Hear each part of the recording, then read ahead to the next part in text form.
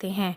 और उसके बाद उनकी दूसरी मानसिकता ये झलकती है कि अपने बेटे के अच्छे पढ़े लिखे होने के बावजूद, खुद भी अच्छा शिक्षा का ज्ञान रखने के बावजूद भी वे लड़कियों को शिक्षा का अधिकारी नहीं समझते।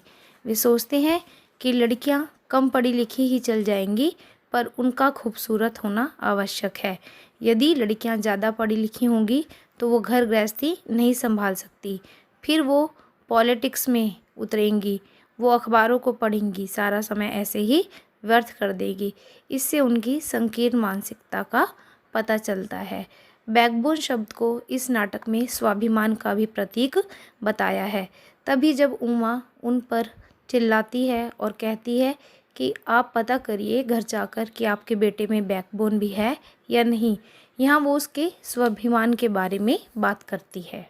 बाबू रामस्वरूप भी अच्छे पढ़े लिखे हैं, उन्होंने अपनी बेटी उमा को भी अच्छा पढ़ाया है, लेकिन उस समय समाज में लड़कियों का पढ़ना उचित नहीं समझा जाता था, उनके रिश्ते होने में दिक्कत आती थी।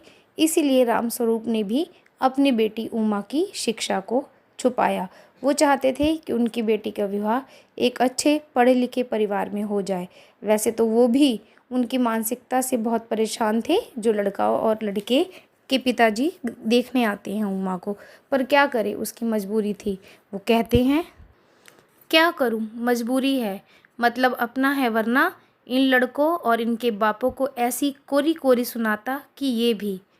इस वाक्य से रामस्वरूप की मानसिकता का पता चलता है कि वो भी ऐसे लोगों के विरोधी हैं, पर वे मजबूर हैं।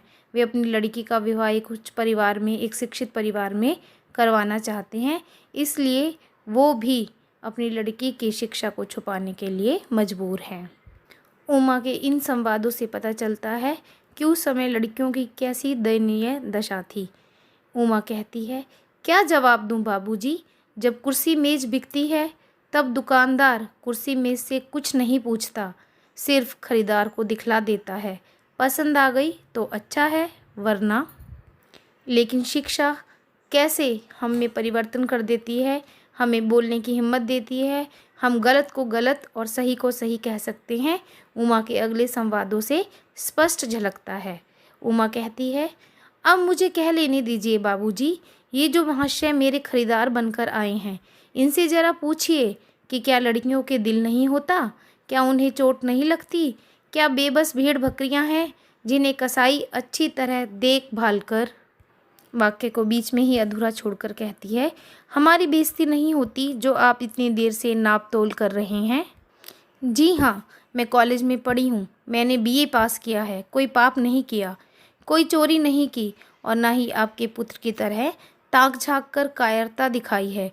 मुझे अपनी इज्जत, अपने मान का ख्याल है, लेकिन इनसे पूछिए कि किस तरह नौकरानी के पैरों में पड़कर अपना मुंह छिपाकर भागे थे। और हाँ, जाइए, आप ज़रूर चले जाइए, लेकिन घर जाकर ज़रा यह पता लगाइएगा कि आपके लाडले बेटे की रीढ़ की हड्डी भी है या नहीं, यानी बैकबोन। बैकबोन। आशा है आपको एकांक की समझ आई होगी। सुनने के लिए धन्यवाद।